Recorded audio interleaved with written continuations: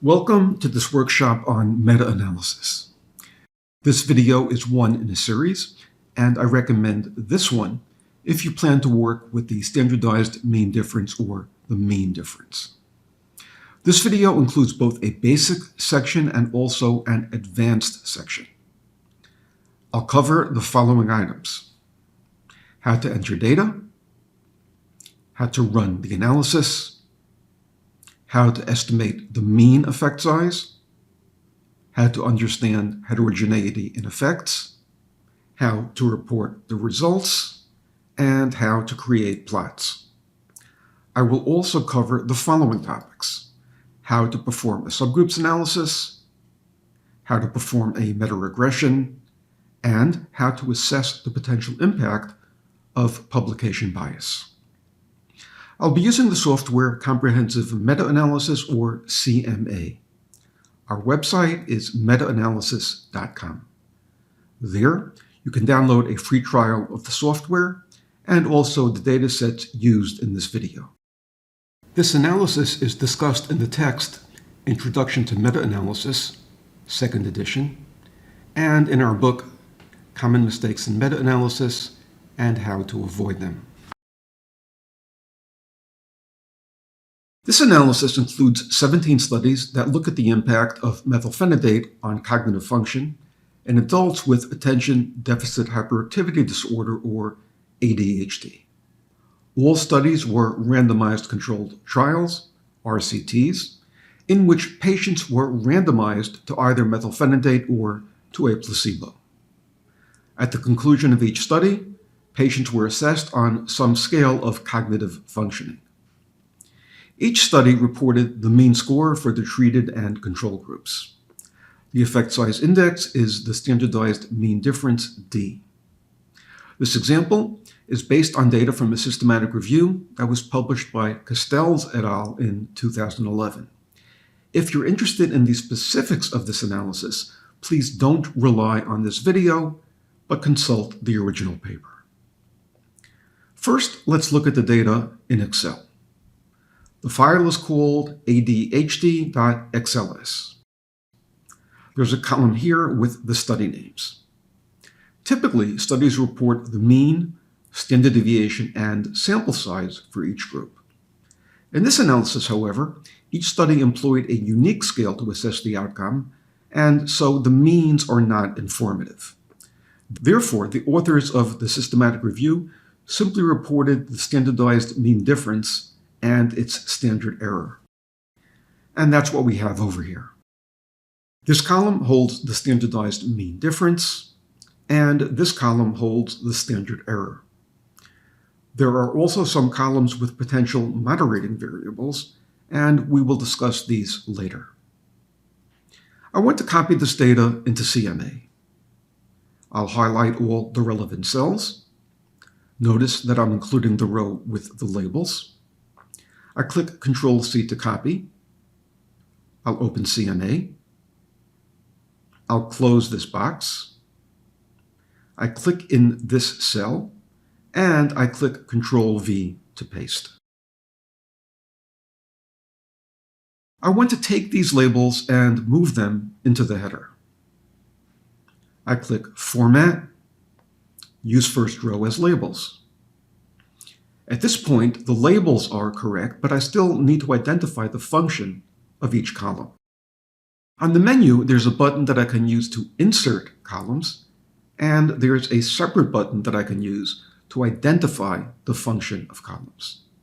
Since the columns are already in the grid, and I want to identify their function, I'll use Identify rather than Insert. I click on the first column. Then I click Identify Column for study names. The program changes the header to Study Name. I click Identify Column for effect size data. The program opens this wizard. CMA will accept data in many formats, so I need to tell the program which format I want to use. I also have the option of entering data for some studies in one format, for other studies in a second format, and so on. At the bottom, I choose Show All 100 Formats, and I click Next. Here I need to choose from one of 4 options. This is the one that will allow me to compare 2 groups. I choose that and click Next. On this frame, I choose Continuous Data, Means, because I'll be comparing the means in 2 groups. Since I already have the standardized mean difference for each study, I choose Computed Effect Sizes. And then I choose Cohen's d and standard error.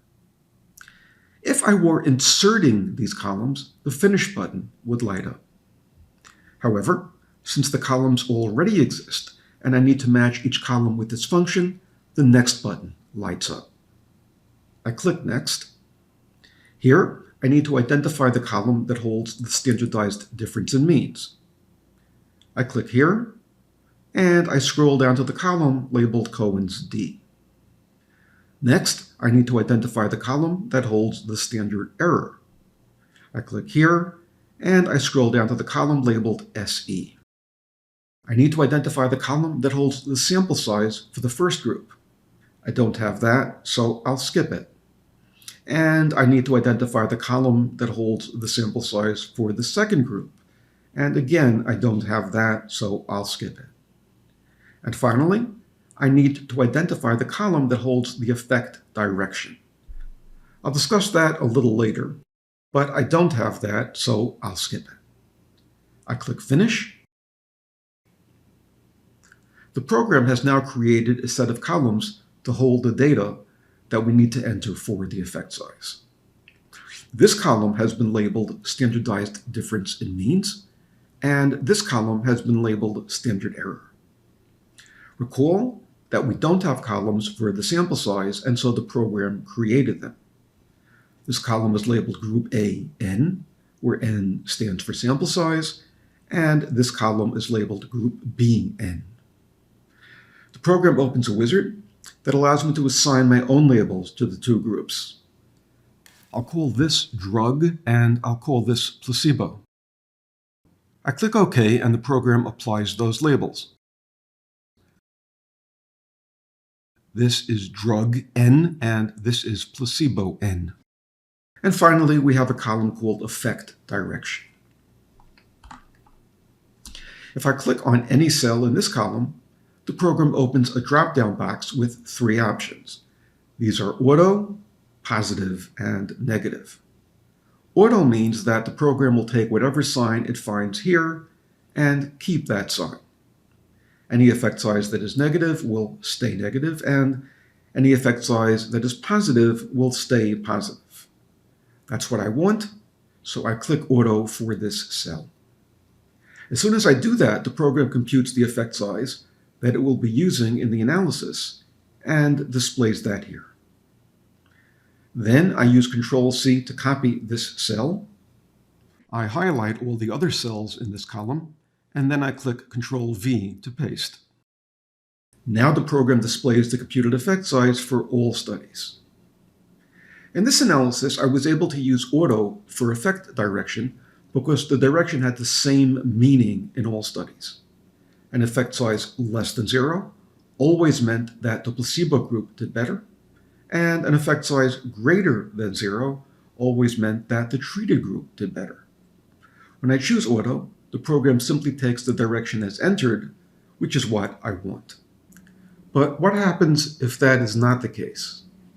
Suppose that in some studies, a negative effect size means that the placebo group did better, but in others, it means that the drug group did better. This might be the case, for example, if some studies recorded the number of questions each person answered correctly, while others recorded the number of mistakes. In this case, we could not use auto. Instead, we would manually assign a direction to each effect. I would need to look at each study, and then if the placebo group did better, I would classify the direction as negative. The program would put a minus sign in front of the effect size.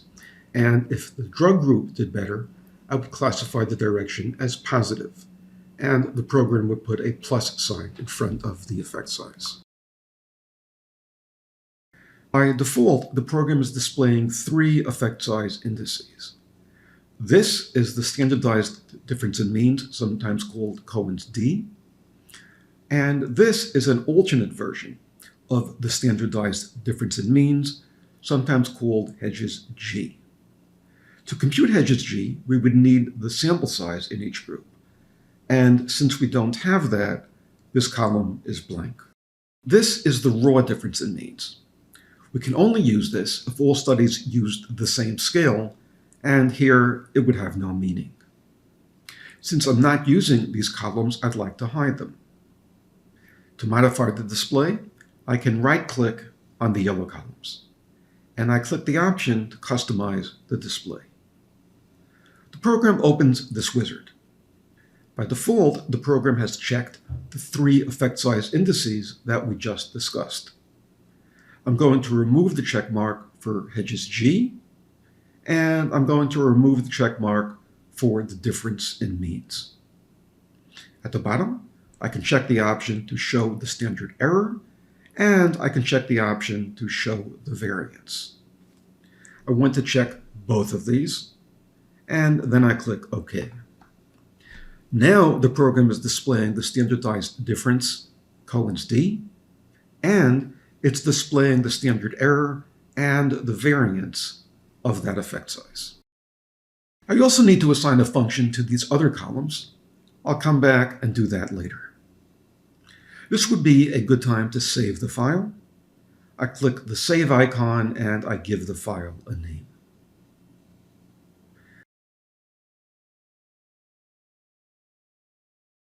I click Run Analysis. Here, I can select an effect size index. I'll be using the standardized difference in means. At the bottom of this screen, I can choose either the fixed effect model or the random effects model. I choose the random effects model for three reasons. First, it allows me to take account of the study-to-study variance when assigning weights to each study. Second, it allows me to assess the dispersion and effect size across studies. And third, this model will allow me to generalize from the studies in the analysis to the universe of comparable studies, which is what I intend to do. Next, I'd like to set the scale for the forest plot. I right-click on the plot, I select Scale, and I set the scale to -2 to +2. I'd like to sort the studies by effect size so that I can get a general sense of how widely the effect size varies across studies. I right-click on the column labeled Standardized Difference in Means, and I click Sort from Low to High. I get the sense that the effect size in most studies falls in the range of around 0 to 1. But there are a few studies with effect sizes outside that range. In any event, this is only intended to give me a general sense of the dispersion. We'll compute the actual dispersion momentarily. First, let's look at the mean effect size. Each row displays the effect size for a single study, and this row displays the effect size pooled across all studies. This column displays the effect size, which is the standardized difference in means. This column displays the standard error of the effect size. This column displays the error variance of the effect size. This column displays the lower limit of the effect size. This column displays the upper limit of the effect size. If I wanted to test the null hypothesis that the mean effect size is 0, I would use these two columns. This column gives me the z-value for that test, and this column gives me the p-value for that test. First, let's look at the mean effect size. The mean effect size is 0.506. We see that here, and we see it here.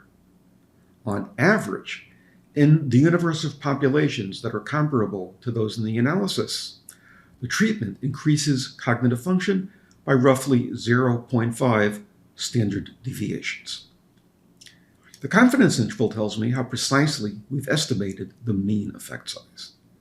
The confidence interval is 0.361 to 0.650. We see that here and here.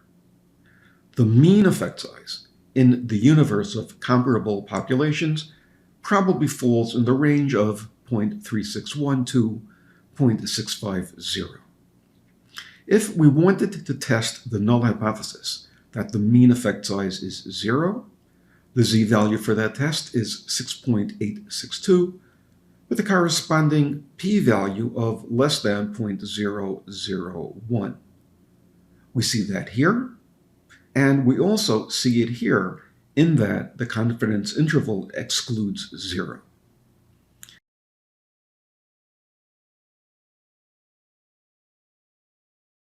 Next, I'd like to know about the dispersion in effects. Typically, at this point, we would report the q-value, I-squared, and tau-squared. I'm not going to do that. Instead, I'm going to take a few minutes and talk about what we actually have in mind when we ask about heterogeneity. And then I'm going to show that these statistics do not actually tell us what we want to know. After that, I'm going to introduce a statistic that does tell us how much the effect size varies across studies. To avoid confusion, let me address a common mistake. A moment ago, I spoke about this line, which reflects the confidence interval. Many researchers believe that this line tells us something about the dispersion in effects. It does not. It tells us how precisely we've estimated the mean effect size. It says nothing about how widely the effect size varies from study to study. This line is sometimes displayed as it is here, and is sometimes displayed as a diamond, as it is in this version of the plot. But in either case, the meaning is the same. The confidence interval is an index of precision, not an index of dispersion. It tells us nothing about how widely the effect size varies across studies. To get a general sense of the heterogeneity, I can sort the studies by effect size as I did a moment ago. However, this plot is not as informative as we might expect for several reasons. In particular, the distribution shown here is the distribution of observed effects, which includes sampling error. What we really care about is the distribution of true effects. And that is what we would see if we could somehow remove the sampling error. To compute the actual amount of dispersion, we do something similar to what we would do in a primary study. We compute the standard deviation of true effects, and then we compute an interval based on the mean plus or minus 2 standard deviations.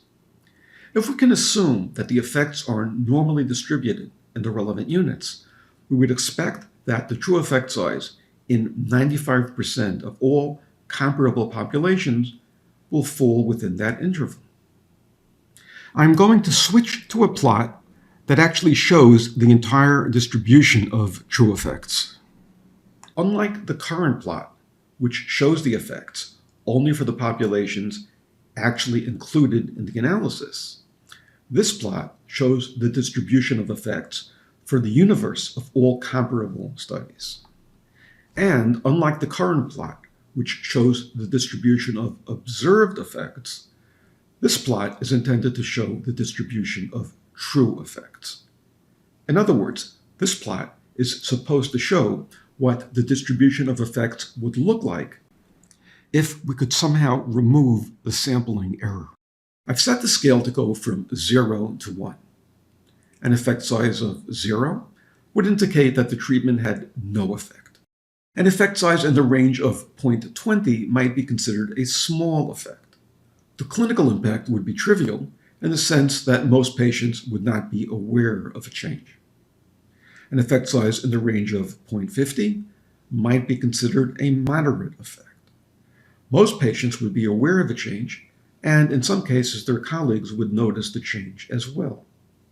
An effect size in the range of 0.80 might be considered a large effect. Most patients would be aware of a substantial change in their cognitive function, and in most cases their colleagues would notice the change as well. The mean effect size is 0.506 or 0.51. I'll plot that here. I can add the confidence interval and a caption. The caption reads, the mean effect size is 0.51 with a 95% confidence interval of 0.36 to 0.65.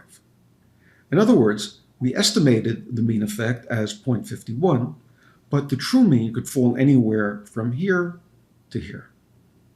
As I mentioned before, all of this deals with the average effect size. It says nothing about how the effect size in individual studies varies from that mean.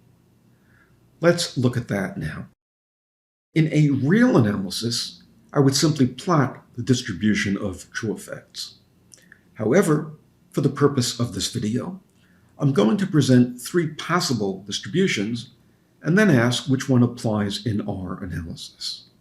I'm doing this to make it clear what we have in mind when we ask about heterogeneity. For clarity, I'll use round numbers, which might differ slightly from the numbers displayed on the screen. Here is one possible distribution. This line shows the distribution of true effects. At one extreme, there are some populations where the effect size is 0.25, and at the other extreme, there are some populations where the effect size is 0.75. The actual numbers are presented in this caption, which reads, the true effect size in 95% of all comparable populations falls in the interval 0.25 to 0.75. This interval, 0.25 to 0.75, is called the prediction interval. If I were asked to predict the impact of treatment in any one population, selected at random from the universe of populations that are comparable to those in the analysis, I would predict that the impact would fall in this interval, and I'd be correct some 95% of the time. In the other 5% of cases, the true effect size would fall to the left of here or to the right of here. So the prediction interval simply gives me the endpoints of this plot. Or does the distribution of effects look like this?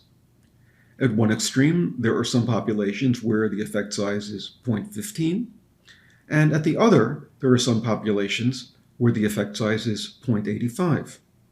In this case, the prediction interval is 0.15 to 0.85. Or does the distribution of effects look like this? At one extreme, there are some populations where the effect size is 0.05, and at the other extreme, there are some populations where the effect size is 0.95. These are three possible examples of what the distribution of effects might look like. Of course, there are an infinite number of other possible distributions. I've picked these three to illustrate my point, which is simply that when we ask about heterogeneity, this is what we have in mind. We want to know what the distribution of effects looks like. So, which of these three plots corresponds to the actual distribution of effects in this analysis?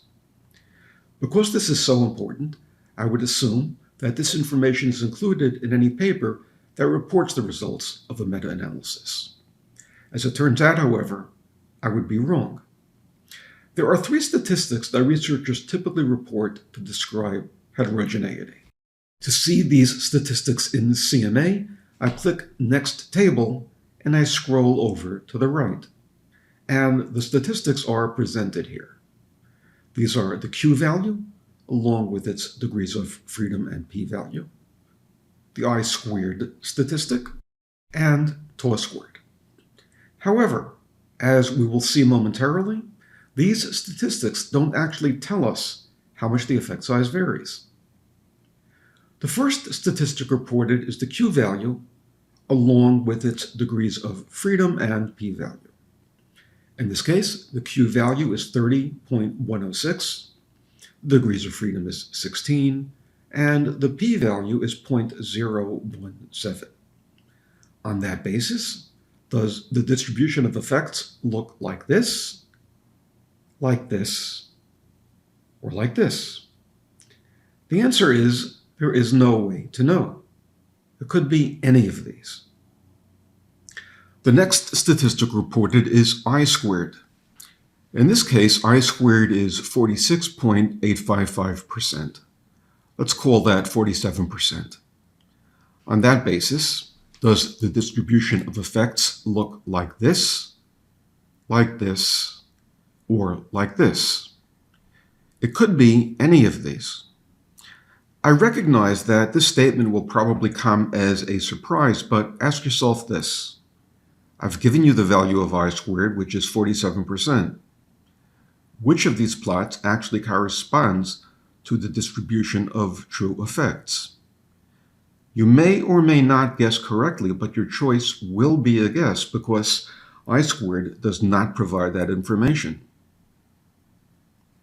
And finally, the last statistic typically reported is tau-squared, the variance of true effects. In this case, tau-squared is 0.039. On that basis, does the distribution of effects look like this, or like this? It actually is possible to determine which of these is correct based on tau-squared, but few people know how. So, what statistic does tell us how much the effect size varies? That statistic is called the prediction interval. Here, I would report that the true effect size in 95% of all comparable populations falls in the interval 0.05 to 0.95. And that corresponds to this distribution. Where do I locate the prediction interval? If I'm using CMA version 4, I can simply click this button and the program creates this plot. This caption reflects the information about the distribution. It reads, the true effect size in 95% of all comparable populations falls in the interval 0.05 to 0.95. If you're using an earlier version of CMA, or if you're using another program entirely, you can still create the plot. To do so, you can download a free program on our website. You would simply enter 4 values as shown here: the mean effect size, the upper limit of the confidence interval, tau-squared, and the number of studies. And then click Next to create the plot. To this point, I've explained that the key statistic to address the dispersion and effects is the prediction interval. What about the other statistics? What do the p-value, I-squared, and tau-squared tell us? Later in this video, when I explain how to report the results of a meta-analysis, I provide a one-sentence description of each. However, to actually explain what each of these tells us is really a separate lecture. For those of you who are interested, the lecture is available at metaanalysisworkshops.com.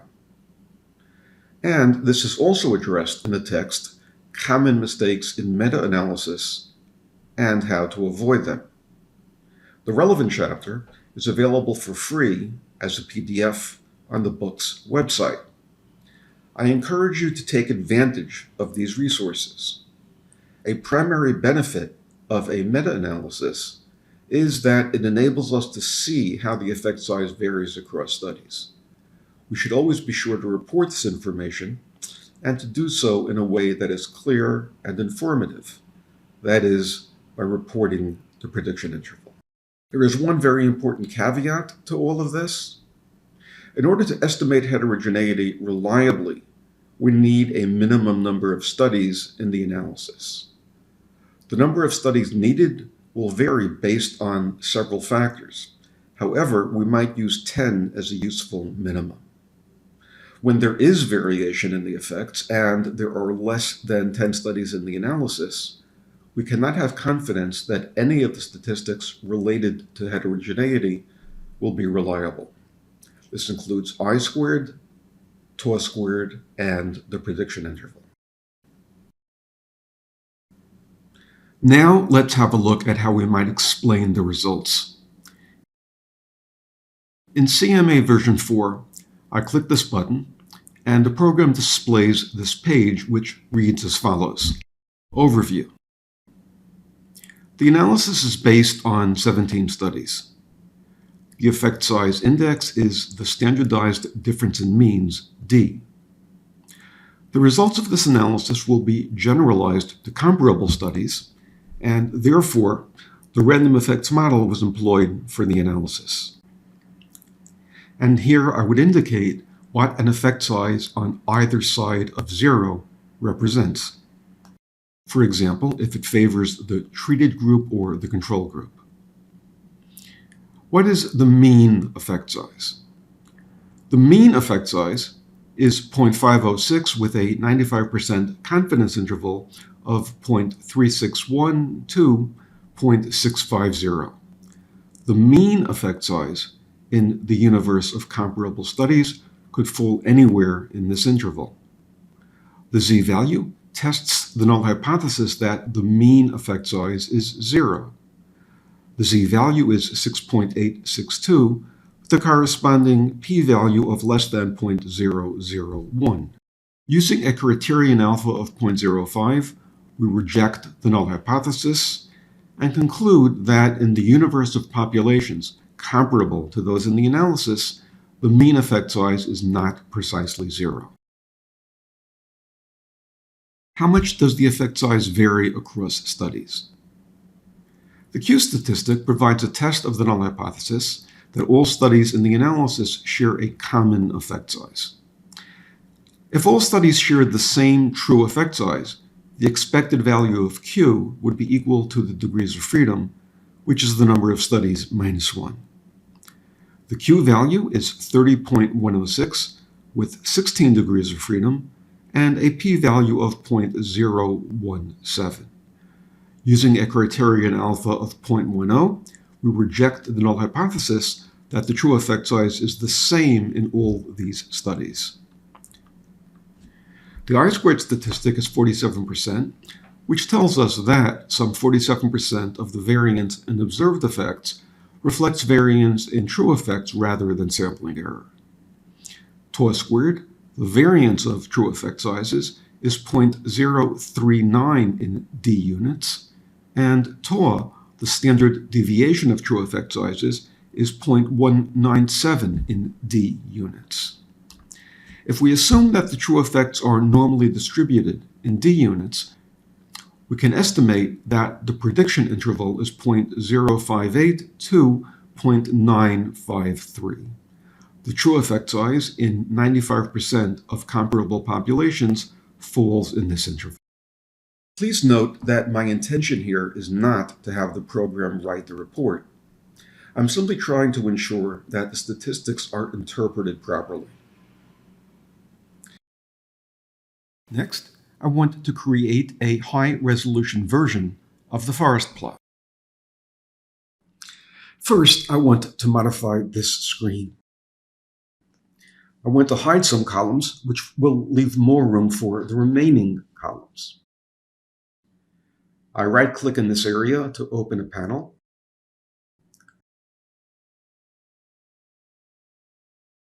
I'll remove the check mark for the standard error. I'll remove the check mark for the variance. And now the screen looks like this. I click High Resolution Plot. I click Reset All. I want to set the dimensions of the plot to match the newer version of PowerPoint. If I'm using version 4 of CMA, that will be the default. If I'm using version 3 of CMA, I would click File, Page Size, and Margins. Then I'd set the width to 1600 and the height to 900. I'll leave the left and right margins at 50, and I'll change the top and bottom margins to 20. Next, I right-click on the title. I edit the title to methylphenidate for adults with ADHD. There's an area over here called the right buffer. This leaves space on the right side of the forest plot in case I want to add additional columns there. In this case, I don't, and so I want to remove the buffer. I right-click on the plot and click Spacing and Forest Plot Width. I click Right Buffer, and then I click Remove. I want to add space between the columns. I click Column Spacing, and then I click the button with two blue arrows. I want to increase the size of the plot. I click Forest Plot Width, and I click the button with one blue arrow. The two sides of the plot are labeled favors A and favors B. I know that the left should be favors placebo and the right should be favors drug. I know that because I checked this on the data entry screen. Now I can enter those labels here. I right-click on favors A. I enter the labels favors placebo and favors drug. I'd like to send this to PowerPoint. I click File, Export to PowerPoint. The program opens PowerPoint and inserts the plot. I'll return to CMA.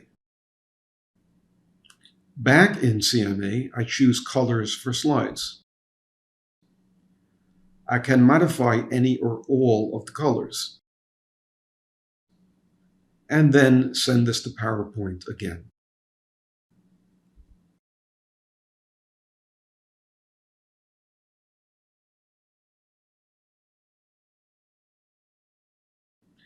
I can also send it directly to Word, or I can save it as a file and import it into any program.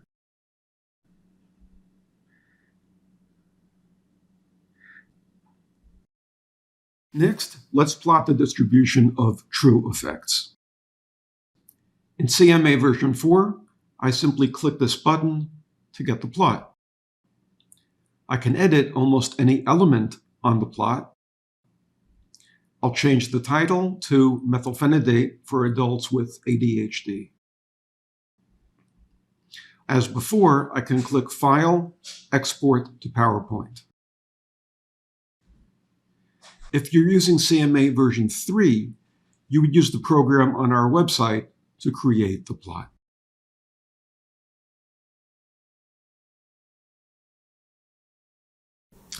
That's it for the basic analysis. When we analyze a primary study, we typically perform a sensitivity analysis. This means that we might perform a series of analyses to ensure that the results are robust. For example, we might want to ensure that the results were not overly influenced by one outlier. We could do something similar in a meta-analysis. Here, I'll outline some procedures that we might want to include as part of a sensitivity analysis. One issue we might want to explore is how much of an impact each study has on the analysis.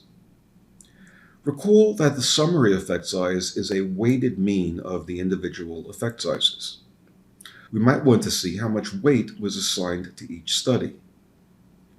If I click this button, I can display a column with the relative weight assigned to each study. Initially, these bars are on a scale of 0 to 100.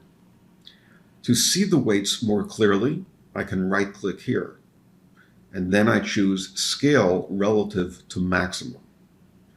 This changes the scale so that differences among weights are easier to see. Additionally, I can sort by relative weight. I right-click on the weights. I select Sort from High to Low.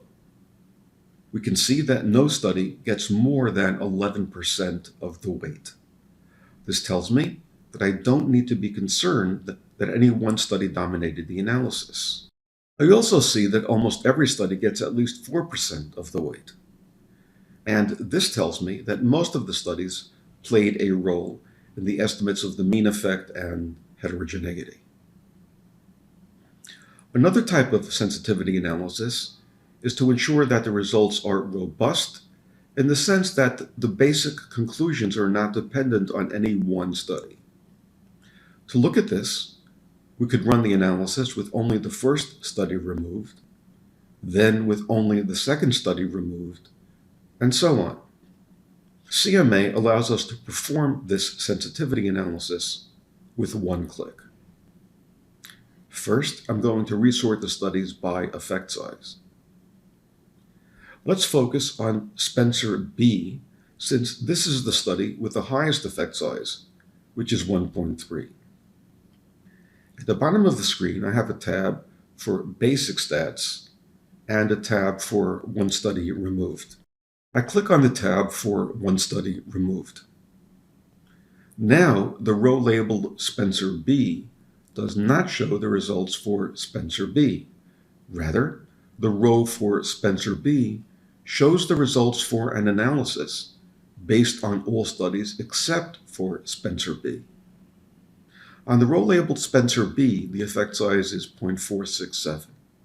And this is what we would see on the yellow line if we ran an analysis using the other 16 studies.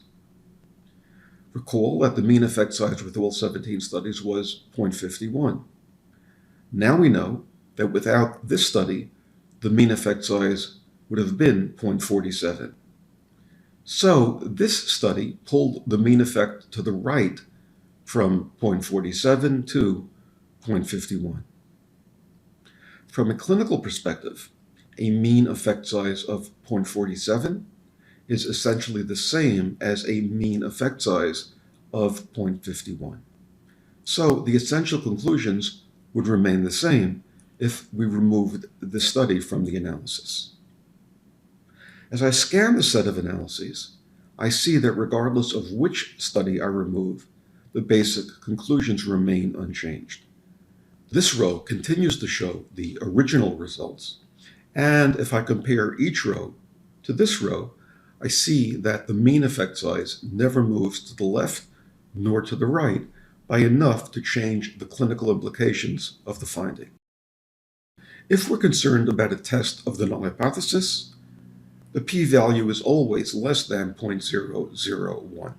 So this plot allows me to report that the results are robust in the sense that the conclusions remain essentially the same with any one study removed. I'll click Basic Stats and return to the standard analysis screen.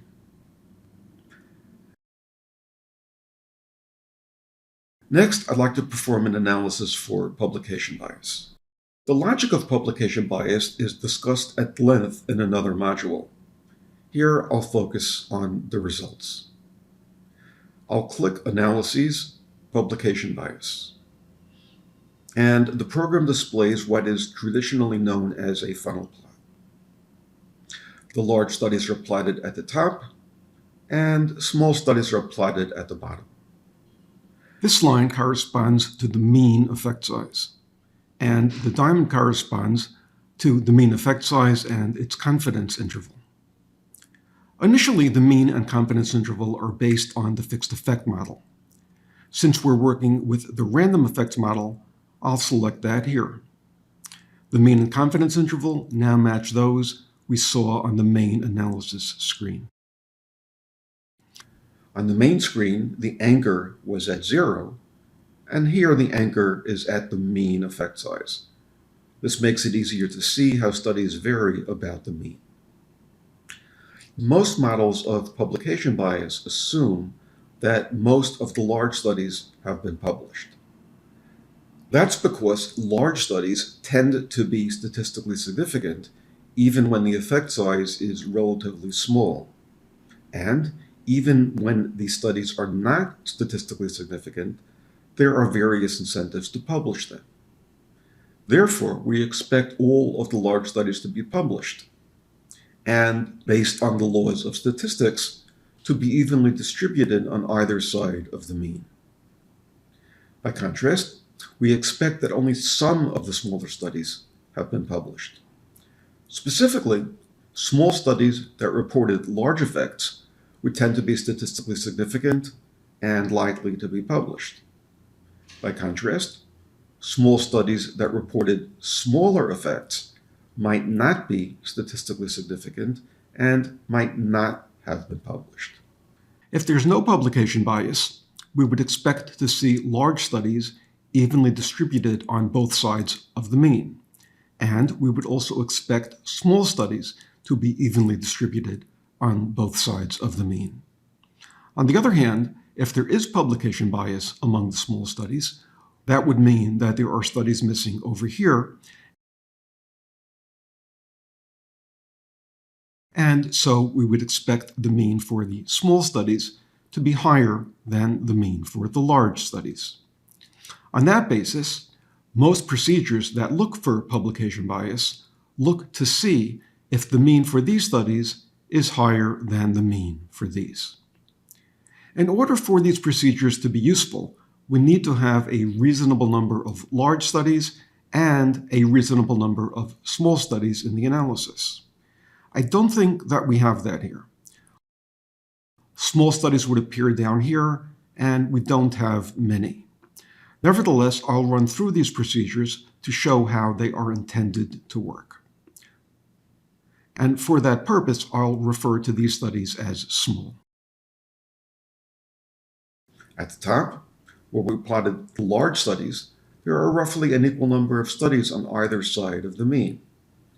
Toward the bottom, where we plotted smaller studies, there may be 5 or more studies to the right of the mean, but only 3 studies to the left of the mean. The concern is that there may have been studies that reported effects in this area, but that were not published and therefore not included in the analysis. The idea is that if we could somehow recover those studies and add them to the analysis, the mean effect size might shift to the left. To assess the potential impact of publication bias, I would proceed as follows. First, I need to decide if I expect studies to be missing to the left of the mean or to the right of the mean. The mean is here, and the null value is here. Non-significant studies will fall closer to the null value, which in this case is to the left of the mean. So that is where I would expect studies to be missing. I click View, Trim, and Fill. I click Look for Missing Studies to the left of the mean. There's an option to use either the fixed effect model or the random effects model to look for the missing studies. While we will be using the random effects model to conduct the actual analysis, there is still a convention to use the fixed effect model to look for missing studies. If I want to follow that convention, I make that selection here. And then I click Funnel Plot. Finally, I click Plot Observed and Computed. The trim and fill procedure determines that there is an imbalance with more studies on the right than on the left. On the assumption that the studies on the left actually do exist, but were never published, the method imputes those studies and adds them to the analysis. We can see them here. On the bottom, we now have 2 diamonds. Based on the original studies, the mean effect size and its confidence interval would be here. Based on the original studies plus the imputed studies, the mean effect size and its confidence interval would be here. To see the actual values corresponding to these diamonds, I can again click View, Trim, and Fill. As I mentioned before, there's a convention to use the fixed effect model for determining how many studies might be missing. Even if we adopt that convention, when we rerun the analysis with the inclusion of these studies, we still want to apply the random effects model. This section shows the results for the random effects model, and it's the one that we want to use. This row shows the results based on the 17 actual studies and corresponds to the open diamond. And this row shows the results based on the 17 actual studies plus the 2 imputed studies and corresponds to the closed diamond. It's important to interpret these numbers correctly. The main take-home message is this. If there is bias due to missing studies, the basic conclusions remain unchanged. We estimated the mean effect size as 0.51. If the true effect size actually is 0.44, the clinical utility of the drug is essentially unchanged. The difference between 0.51 and 0.44 is trivial in this context. Notice that I said if there is bias due to missing studies, because that might not be the case. The trim and fill procedure, like most procedures to assess publication bias, looks to see if the effect size for small studies tends to be larger than the effect size for large studies. If we find few studies here and more studies here, we might assume that these studies actually exist but are missing from the analysis. However, that might not be the case. It's entirely possible that small studies do actually tend to show larger effects. And in that case, the original value of 0.51 would be the value that we want to use. The bottom line is that the adjusted value of 0.44 is not intended to serve as the correct value. Rather, it's intended to serve as a kind of sensitivity analysis. It tells us that if there are studies missing, the basic conclusions would remain the same. CMA is able to run various other tests for publication bias. I won't discuss them here, but simply mention that these include the failsafe N, the rank correlation test, and Egger's regression test. Additionally, if you click View Report, the program will generate a detailed report that discusses all of these analyses and how to understand them.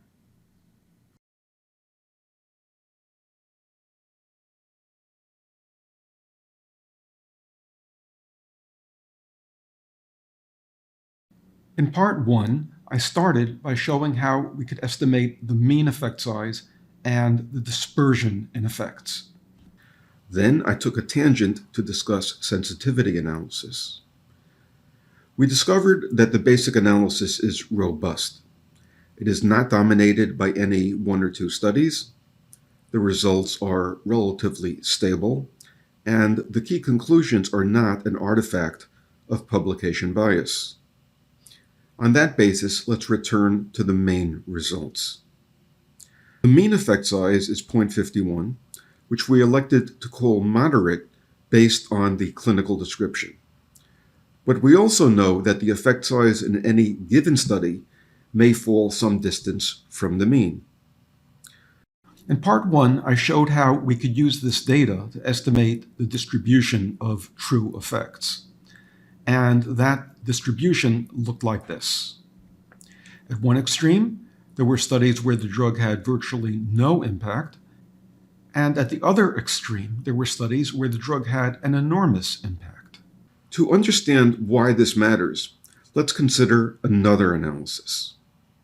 Suppose we had a drug with a mean effect size of around 0.50 and a prediction interval of 0.40 to 0.60. In that case, the drug would have pretty much the same effect size in any population. If someone asked, what will the impact be for this patient? We could say that for patients of this type, the predicted effect falls close to 0.50. By contrast, consider the actual results in the current analysis. The mean effect size is around 0.50, but the prediction interval is roughly 0.05 to 0.95. If someone asked what will the impact be for this patient, the prediction interval is so wide that it's not really useful. What we want to do is to identify factors that might explain some of this variation. Eventually, we would like to be able to say that for this patient, we expect the effect size to be near 0.1, and so the drug would not be recommended, while for this patient, we expect the effect size to be near 0.90, and so the drug would have a major effect. There are two procedures we employ to identify factors that are associated with the size of the effect. These are subgroup analysis and meta-regression. Here, I'll show how these procedures can be applied in this case. Let's return to the data entry screen. The columns over here hold data for variables that might be related to the effect size. This one is SUD, which stands for Substance Abuse Disorder, and each study is coded either Y or N. Y means that some of the study's patients were abusing drugs, and N means that the study excluded patients who were abusing drugs. We need to tell the program that this is a moderator variable. I double-click on the title, SUD. The column function is a moderator, and we also need to specify the data type. The options here are categorical, integer, or decimal. We would use integer if this was something like the year of publication, and we would use decimal if this was something like dose. In this case, we're dealing with categories, yes and no, and so we use categorical. Next, I want to assign a function to the column labeled dose. I double-click on the title, dose. The column function is a moderator, and the data type is decimal. Now we can return to the analysis screen.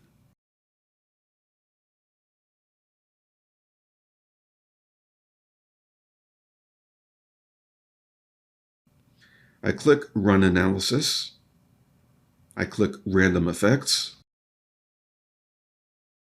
I click Computational Options and Group By.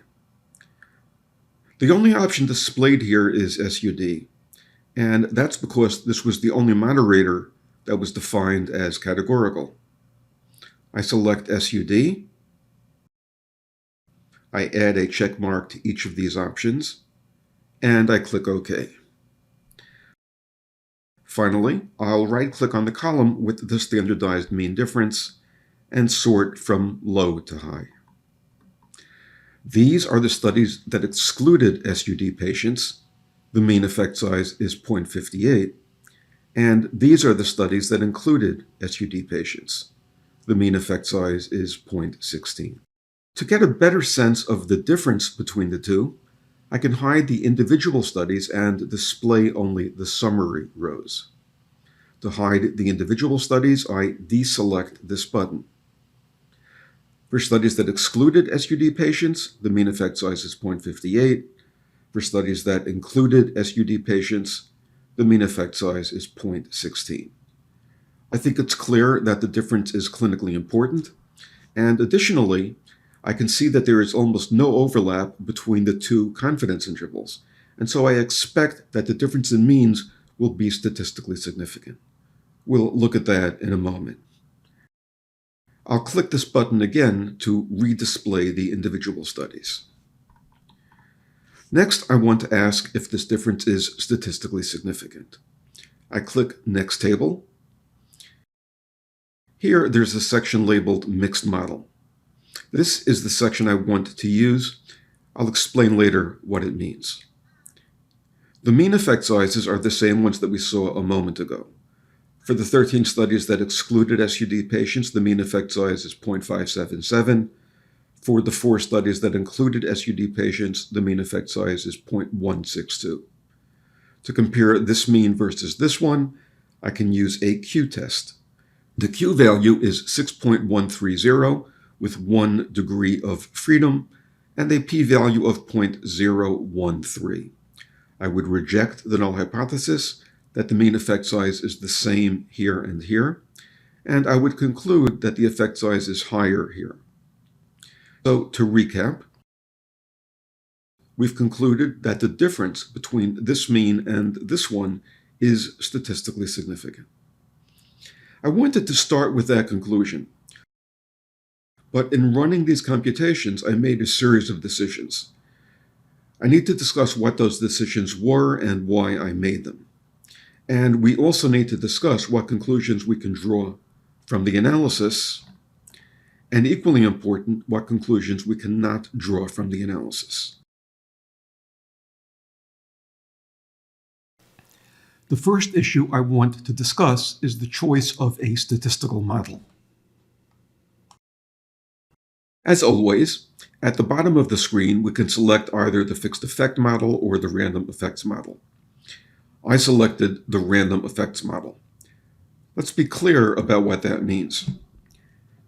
When we're performing a simple analysis without subgroups, the difference between fixed effect and random effects is as follows. We would use the fixed effect model if we believed that all studies were based on the same population and were identical to each other in all important respects. For example, the fixed effect model would apply if the true effect size for all studies fell directly on this line, and the observed effects deviate from the line only because of sampling error. The true effect size is the same in all studies because all studies are based on the same population. The results would apply to that population only and could not be generalized to any other populations. By contrast, we would use the random effects model if we believed that studies were based on different populations or varied from each other in meaningful ways. For example, the true effect size for the various studies might fall along this line. The true effect size varies from study to study because each study is based on a unique population. The results would apply to the universe of comparable populations. As I've explained elsewhere, on that basis, the random effects model is almost always the one that we want to use. The same idea applies here, except that now we apply this criteria within subgroups. And again, on that basis, the random effects model is almost always the one that we want to use. For example, consider the studies in this subgroup. If we believed that these studies were all based on the same population and were identical to each other in all important respects, we would use the fixed effect model to estimate the common effect size here, and that effect size would apply only to that one population. However, that is clearly not the case. While these studies are similar to each other, in the sense that they all excluded SUD patients, they are not based on the same population, and they do vary from each other in many important ways. Therefore, we apply the random effects model here. And this allows us to generalize the results to the universe of comparable studies. Similarly, if we believed that all of these studies were based on the same population and were identical to each other in all important respects, we would use the fixed effect model to estimate the common effect size here, and that effect size would apply only to that one population. However, again, that is clearly not the case. While these studies are similar to each other in the sense that they all enrolled SUD patients, they are not based on the same population, and they do vary from each other in many important ways. Therefore, again, we apply the random effects model. And this also allows us to generalize the results to the universe of comparable studies. Next, let's consider how we estimate tau squared. Whenever we use the random effects model, we need to compute tau squared, the variation in true effect size across studies. In a simple analysis, when we have only one set of studies, we compute tau squared across all those studies. But when we have subgroups, we must compute tau squared within subgroups. To see the value of tau squared, I click Next Table. For the first set of studies, tau squared is estimated as 0.014, and for the second set of studies, tau squared is estimated as 0.071. Let's come back here and I will superimpose those two values. Tau squared here is 0.014 and tau squared here is 0.071. At this point, we have two options for how to use these estimates. We can pool the two estimates. If we do that, we will get a pooled estimate of 0.021, and then we can use that pooled estimate for both subgroups. Or we can apply each estimate to the corresponding subgroup. Since tau squared plays a role in the weights assigned to each study, the decision that we make will affect the values that we see here and here. The first option is to pool the two values to get one common estimate, and then apply that estimate to both subgroups. And that yields the numbers that I see here. This mean is 0.577 with a standard error of 0.071, and this mean is 0.162 with a standard error of 0.152. The second option is not to pool the two estimates of tau squared. Rather, we would use the value of 0.014 to compute the statistics for this set of studies, and we would use the value of 0.071 to compute the statistics for this set of studies. That would yield the numbers that I see here. This mean is 0.572 with a standard error of 0.067, and this mean is 0.175 with a standard error of 0.191.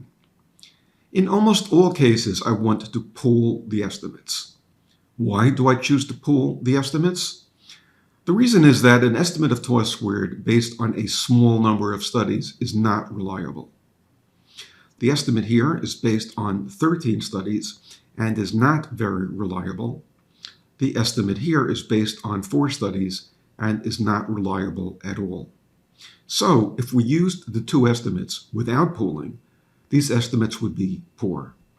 By contrast, if we pool them, we have an estimate based on 17 studies, which is better. Obviously, when we pool the two values, we're losing information. If the variance in effects for this kind of studies is actually greater than the variance in effects for this type of studies, we lose that information when we pool. However, the amount of error that we introduce by pooling is likely to be much less than the amount of error we introduce by estimating tau squared based on 4 studies. And so this is the option I've chosen here. How do I specify which option I want to use? I click Computational Options, Mixed and Random Effects Options. On the top part of this panel, I choose the option to pool the two values.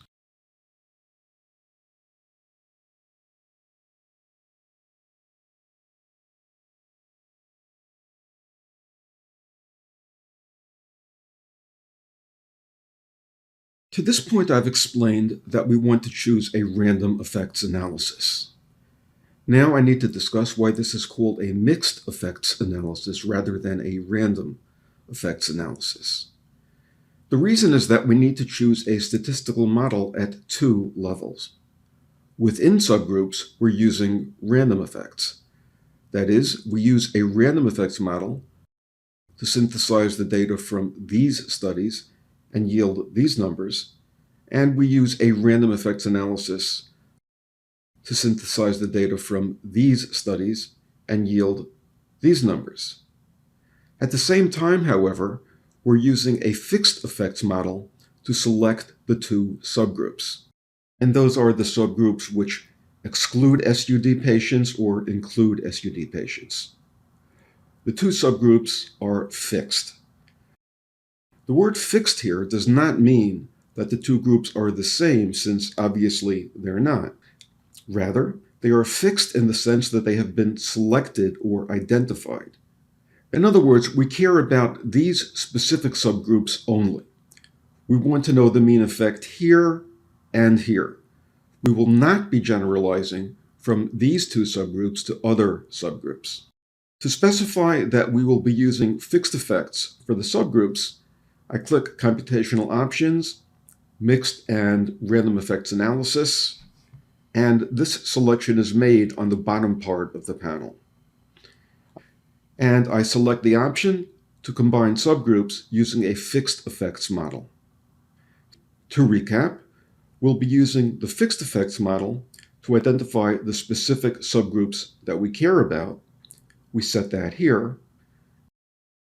And we will be using the random effects model within subgroups. And we set that here. Since we're using fixed effects at one level and random effects at the other, this is called a mixed effects model. I discussed this further in my workshop, but these are almost always the options that you will want to use. Now let's return to the key finding.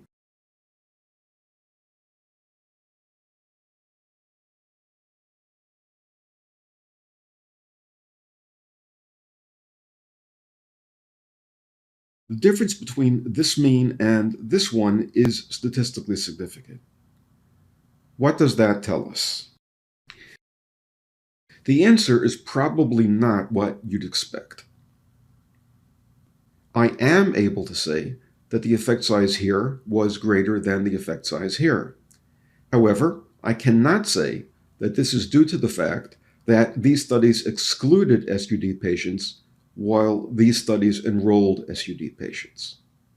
Let me say that again. I can say that the effect size is higher here than here, and that the difference is statistically significant. But I cannot say that this difference is due to the inclusion or exclusion of SUD patients. And that holds true despite the fact that all the studies in the analysis were randomized controlled trials. This may seem counterintuitive, so let me unpack this. Consider the Adler study. The effect size is 0.530 with a confidence interval of 0.256 to 0.804. We can test the null hypothesis that the treatment was no better than the placebo. The z-value for that test is 3.786, and the p-value is less than 0.001. Can we conclude that the treated group did better than the placebo group? The answer is yes. Can we conclude that the drug was responsible for this difference? Again, the answer is yes. We can draw this conclusion because this study was a randomized controlled trial. Adler started with a sample of patients. Some were randomized to the drug, while others were randomized to a placebo. Assuming that the randomization process worked properly, the two groups are similar to each other in all important ways except for this one, whether they received the drug or the placebo. Therefore, if one group does better than the other, we can assume that this is due to the impact of the drug. This logic applies to every one of these studies, and it also applies to the mean effect size for this subgroup of studies. In each study, the use of randomization allows us to assume a causal relationship, and that protection carries over from the individual studies to the summary effect. If the mean effect size is statistically significant, we can assume that the drug is responsible. And so, for this subgroup of studies, we conclude that methylphenidate is more effective than placebo for increasing cognitive function. The same idea applies to the studies in this set. The mean effect size here is not statistically significant, but if it was, we could assume that the drug was responsible. By contrast, consider what happens when we want to compare the mean effect size for these studies versus the mean effect size for these studies. As we saw a moment ago, the difference in means is statistically significant. And so we can say that the drug is more effective in these studies than it is in these studies. But we cannot say that the inclusion or exclusion of SUD patients is responsible for the difference. And the reason is that we did not use a random process to assign studies to include or exclude SUD patients. Therefore, there might be other variables which are confounded with SUD. For example, suppose that the studies which excluded SUD patients tended to use a higher dose of the drug, while studies which included SUD patients tended to use a lower dose of the drug.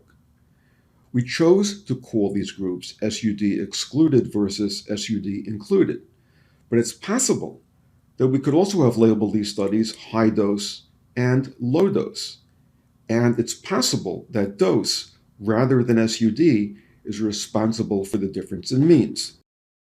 Or it's possible that studies which excluded SUD patients tended to be long-term studies, while studies that enrolled SUD patients tended to be short-term studies. And it's possible that study duration, rather than SUD, is responsible for the smaller effect that we see here. Again, we chose to call these groups SUD excluded versus SUD included, but it's possible that a more appropriate label would have been long-term studies versus short-term studies. In other words, it's possible that study duration, rather than SUD, is responsible for the difference in means, and so on for any other potential confounds. The key point is that even when all the studies in the analysis are randomized controlled trials, the difference between subgroups is almost always observational rather than causal. So we can say that the effect size was larger in studies that excluded SUD patients, but we cannot say that this is due to the exclusion of those patients.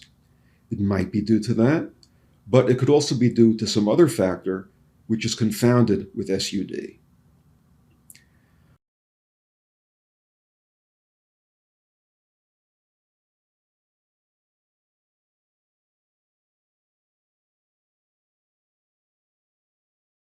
There's one more point I want to make before moving on. This is the mean effect size for studies that excluded SUD patients, and this is the mean effect size for studies that enrolled SUD patients.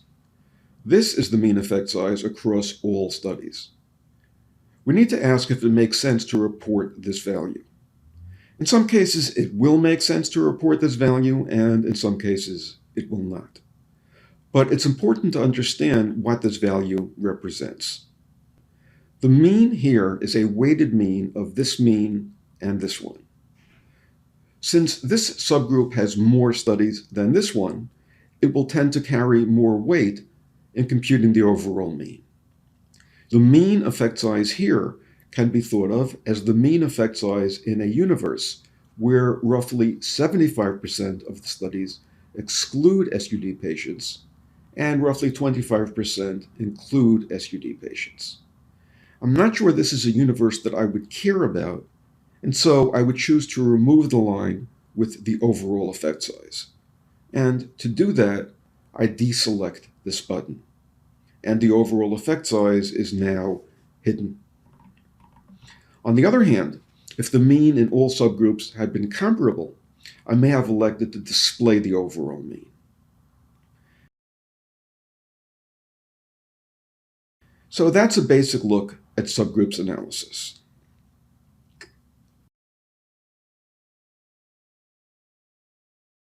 Now let's move on to a meta-regression. We just looked at SUD as a potential moderator. The other potential moderator we want to look at is dose. Since dose is a continuous variable, we cannot use subgroup analysis to look at its relationship with effect size. Instead, we'll use meta-regression.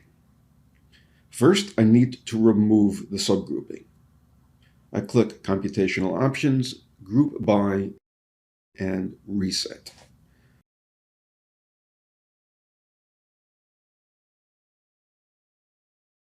Then I click Analysis, Meta-regression 2. This frame shows all the moderators I had identified on the data entry screen. These are dose and SUD. Note that this includes both continuous and categorical moderators, since both can be used in a meta-regression. I click on dose, and I click Add to Main Screen. The program moves dose from here to here. I close this panel. I add a check mark for dose, and then I click Run Regression.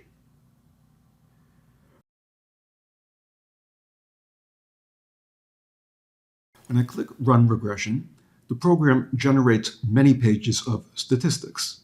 In this video, I'm going to look at 3 of these. First, we can look at the unique impact of each covariate. For that, we look to this table. This table reports the statistics for each covariate, with all other covariates held constant. I'll come back to this momentarily. But first, I'd like to see a plot of the data, which will provide some context for understanding the statistics. I click Scatterplot, and the program switches to this screen. The title is Regression of Standardized Difference in Means on Dose. The x-axis is dose. The scale goes from 10 to 100. The actual doses range from roughly 30 to 80. The y-axis is the effect size. The scale goes from minus 0.80 to plus 1.60. The actual effects range from minus 0.25 to plus 1.30. The regression line moves from the lower left to the upper right. As the dose gets higher, the effect size gets higher.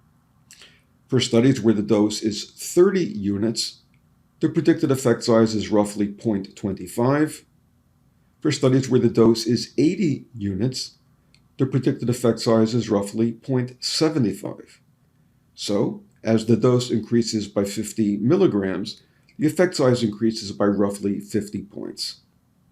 The fact that the number of units matches the number of points is simply a coincidence. To see the actual numbers, let's return to the main results screen. This table shows the relationship between each variable and effect size when all other variables are held constant. In this case, the only variable in the equation is dose, and so this is simply the relationship between dose and effect size. As dose increases by 1 milligram or 1 unit, the effect size increases by 0.0093 units. I could round that to 0.01. As dose increases by 1 unit, the effect size increases by roughly 0.01. Or, as dose increases by 10 units, the effect size increases by roughly 0.10. Or, as dose increases by 50 units, the effect size increases by roughly 0.50, which is what we saw in the plot. As dose increased by 50 units, from 30 to 80, the effect size increased by roughly 0.50. We can also test the null hypothesis that there is no relationship between dose and effect size. In other words, that the true coefficient is 0. The z-value for that test is 2.34, and the p-value is 0.0323. If we were using a criterion alpha of 0.05, we would reject the null hypothesis that there's no relationship between dose and effect size. Next, we can ask if the covariates, as a set, are able to explain any of the variance in effect size. For that, we look at this table. Where the table at the top provides information for each covariate, with all other covariates held constant, this table provides information for the full set of covariates. Put another way, this asks if all the covariates, as a set, are able to explain any of the variance in effect size. In this case, since there's only one covariate in the analysis, this analysis is the same as this one. This analysis uses a Q-value rather than a Z-value. The Q-value is 4.58, with 1 degree of freedom and a p-value of 0.0323. Since there's only one covariate, this p-value is addressing the same null hypothesis as this one, and the two values are therefore the same.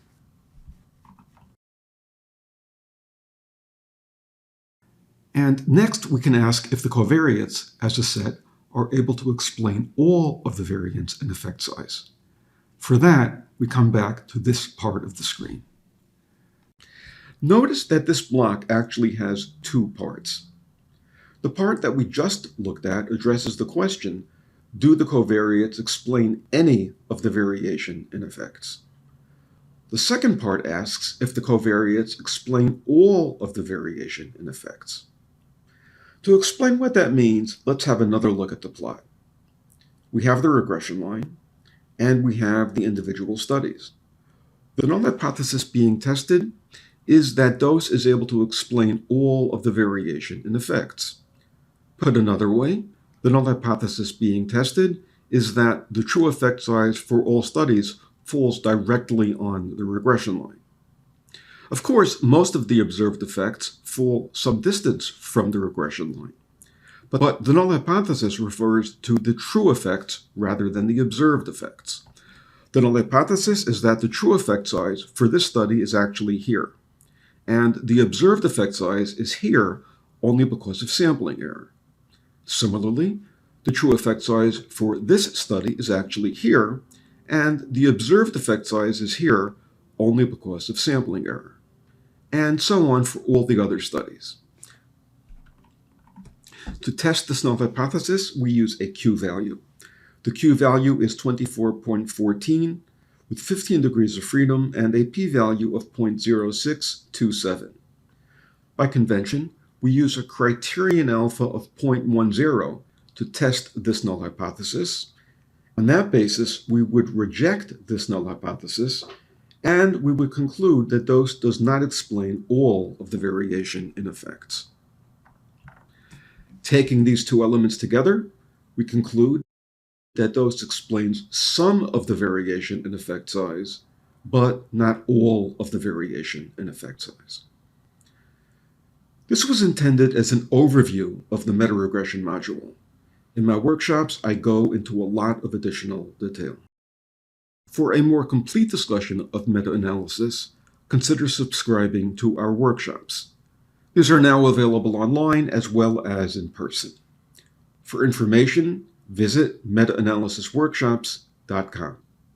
And this is also where you can download the free program to compute prediction intervals. In this analysis, I used the software Comprehensive Meta-Analysis. For information about the software, please visit metaanalysis.com. My name is Michael Borenstein. My email is michael@metaanalysis.com. Feel free to contact me with any comments or questions.